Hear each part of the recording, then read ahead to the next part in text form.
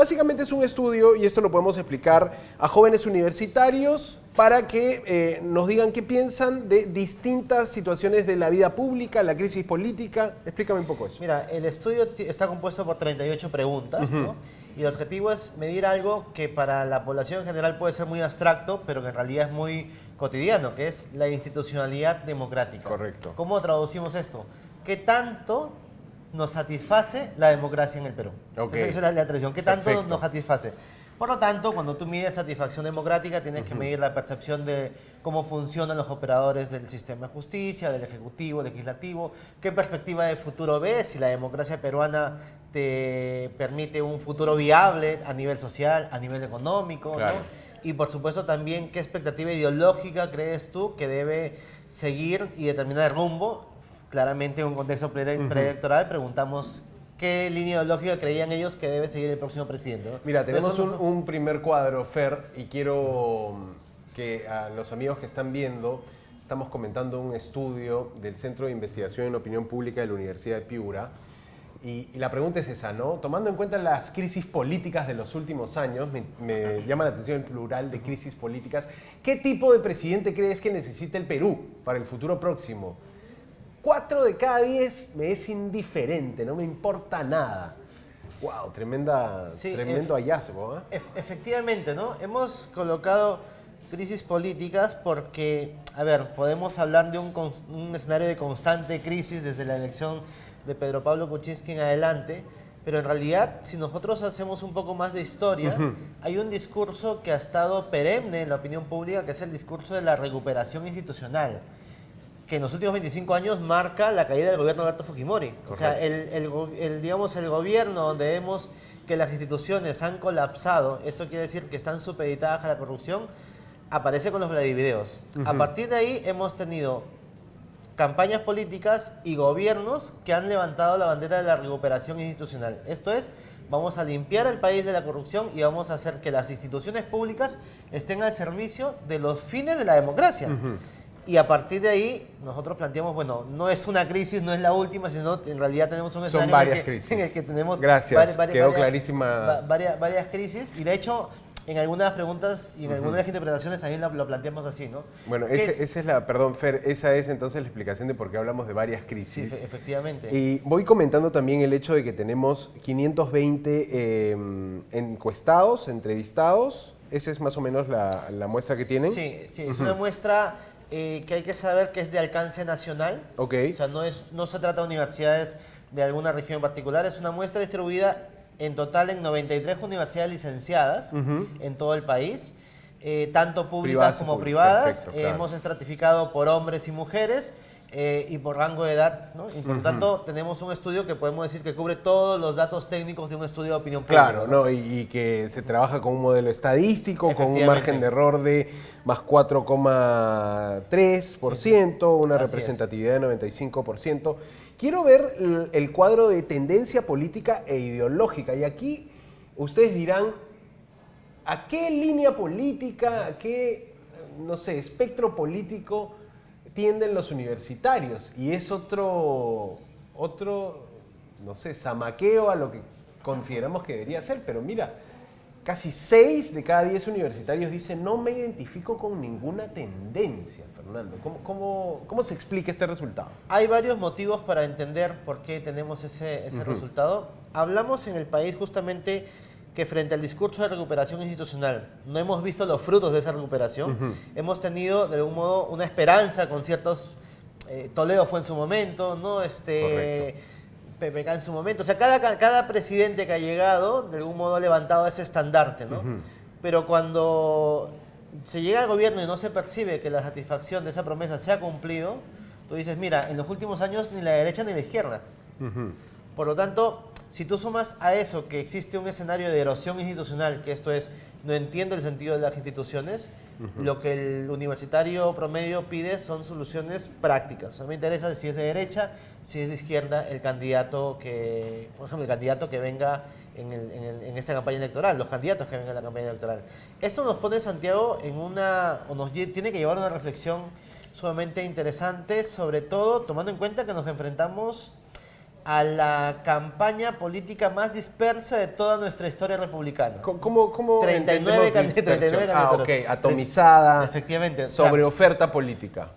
Efectivamente, y el voto va a estar disperso porque va a estar sumamente repartido. O sea, va a estar Qué repartido. difícil, ¿no? Entonces, en ese escenario en el que no hay un interés por una línea ideológica respecto a qué país quieres y encima tenemos dispersión electoral, lo que va a pasar es que o nos viene una campaña sumamente populista, y si ya las campañas eran populistas, esta vez los candidatos van a querer destacarse y buscar visibilidad, por tanto ser sumamente populistas, o desde la academia, la clase política, los medios de comunicación, empezamos a poner en agenda la importancia de un liderazgo técnico y ético. Correcto. ¿Técnico en qué sentido, Santiago? En el sentido en el que la campaña tiene que estar alineada no solamente a la propuesta de valor de un candidato, sino a los reales alcances de las instituciones.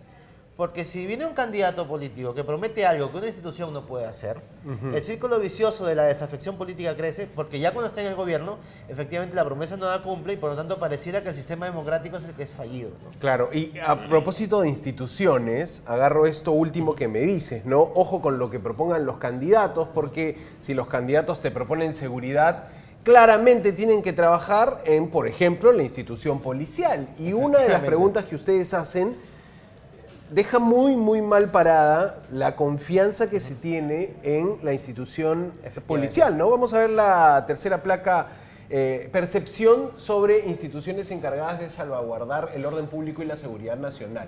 Estamos repasando una encuesta hecha a universitarios, a una muestra de universitarios de todo el país, de todo el universo, digamos, de universitarios que, Fernando, recuérdame, son más de 1 millón.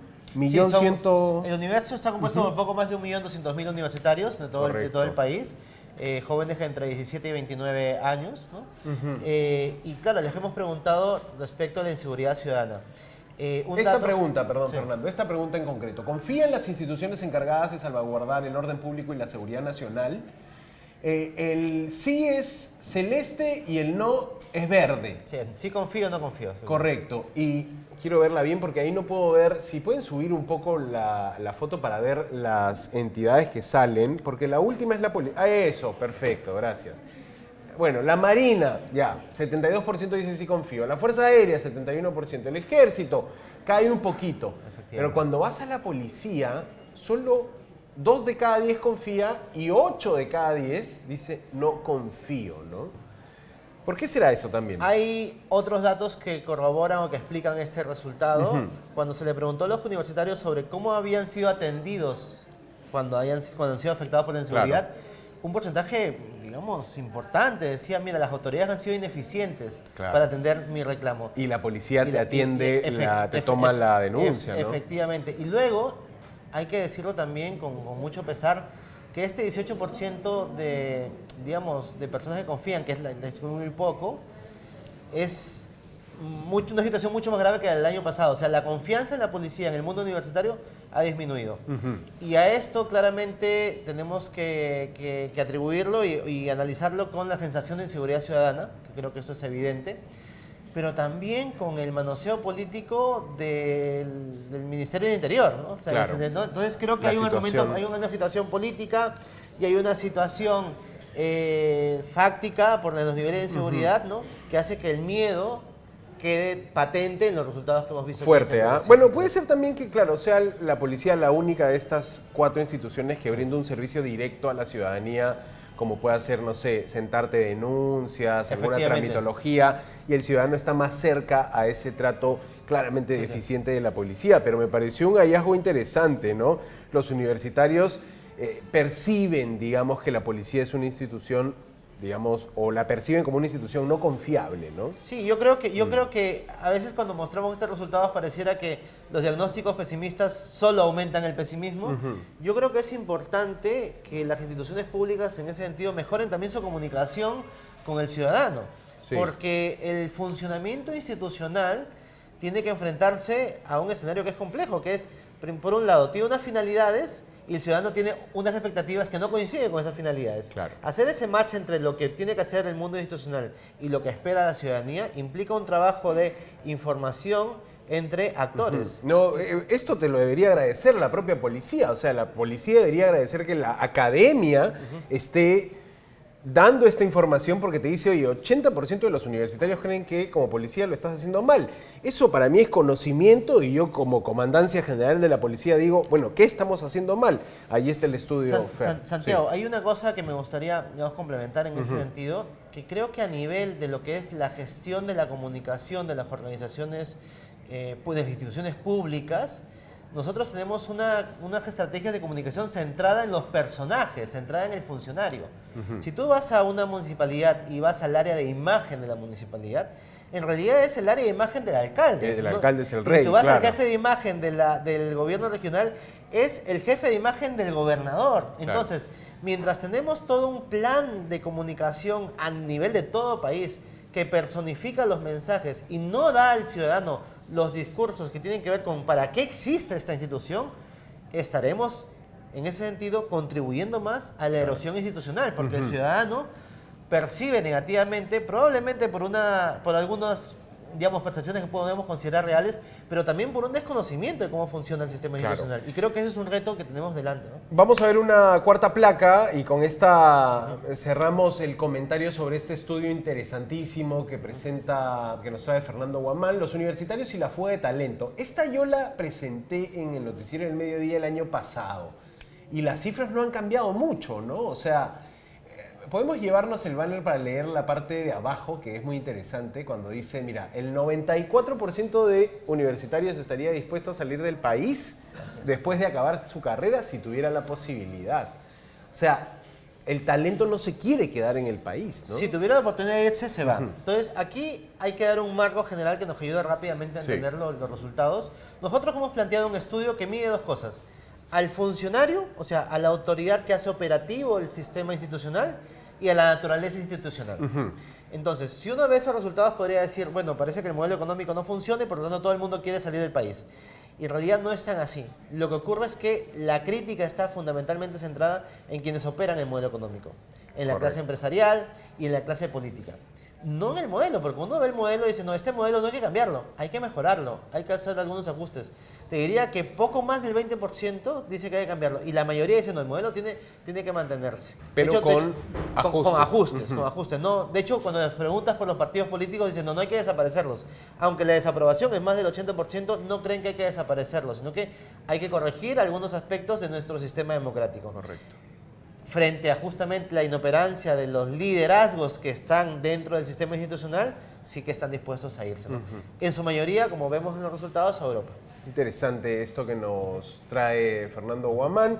Fernando, se viene una campaña, así que vamos a estar, por supuesto, en contacto para tener tu opinión.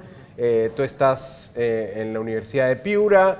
También Piura y el norte peruano necesita una lectura aparte, ¿no? Porque, claro, es un bolsón electoral importante, así que seguramente tendremos otra oportunidad para comentar más de lo que se viene en la campaña y cómo comunican sus ideas los candidatos, que esa es tu especialidad. Sí, no, además vendrá en el escenario en el que los candidatos querrán entrar en la ventana electoral, porque los ciudadanos no van a elegir entre 39, van a terminar eligiendo entre 5 o 6. Sí, entonces, correcto. Para entrar en la ventana de 5 y 6, probablemente estemos nosotros frente a un escenario de mucha espectacularidad.